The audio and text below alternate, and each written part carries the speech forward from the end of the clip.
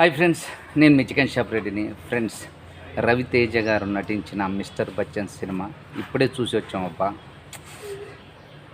సినిమాలో హీరోయిన్ రవితేజ తప్ప ఇంకా మిగతా సినిమాలో స్టోరీ లేదు. సాంగ్స్ మాత్రం పర్వాలే, బాగానే ఉన్నాయి. కానీ బా, సినిమాకి మేము పెట్టిన 150 రూపీస్ బొక్కే. ఏం బాగలేదబ్బా సినిమా.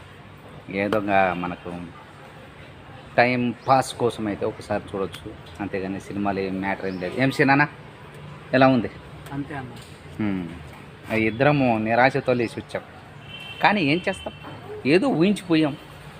రవితేజ గారు అంటే కనీసం కాస్త కామెడీ ఏదో ఉంటుందని. కానీ అబ్బే, హరిశంకర్ గారు అంటే తన్నేశారండి.